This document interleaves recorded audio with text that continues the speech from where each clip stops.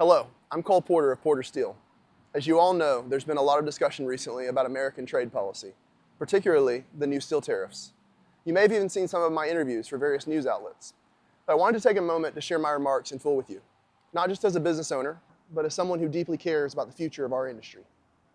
While we actually support the broader principles behind fair trade deals, strengthening American manufacturing, and even using tariffs as a tool to achieve our goals, there are real consequences for companies like ours and yours due to the structure and full implementation of these tariffs.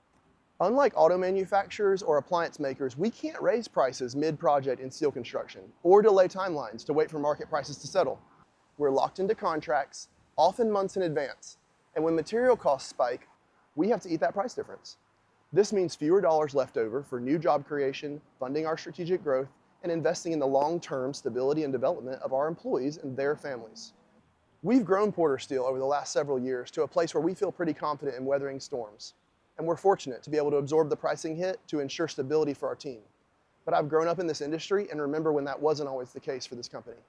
Many small business fabricators who aren't in the same place as us are worried about a future where they have to choose between keeping the companies they've built afloat or letting loyal employees go. So what's the solution?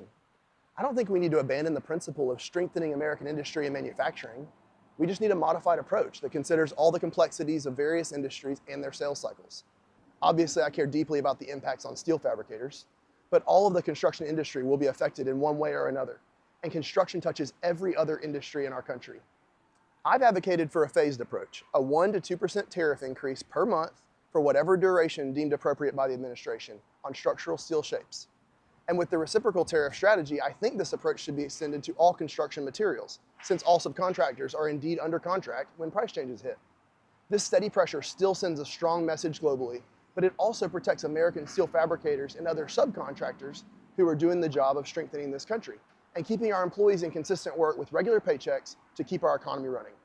We're not asking for handouts. We're asking for a path forward that still honors the policy objectives, but also respects the hardworking Americans who risk a lot to build the backbone of the American economy. We are excited about the long-term positive impacts that could be achieved by addressing our trade issues, but the short-term matters too, and that's where my concerns lie. Listen, I care deeply about the people who make Porter Steel successful, and I care deeply about our shared legacy. I also believe in living life with purpose, and I am so privileged to get to do that every day when I go to work. When these things get threatened, though, it stirs a sense of boldness within me, which is the reason I'm speaking out today. I would encourage you to search for that same boldness and use your influence to communicate this message with those who represent you. Make sure your industry associations are representing your interests and communicate how you're being impacted to your elected officials at all levels. And remember, disagreeing on one policy issue should not make anyone an enemy. If we lead by an example of conviction and compassion, we can continue to change lives and build something that lasts. And that is what this industry is all about. Thank you for taking the time to hear me out. And thank you for being leaders worth building this country alongside.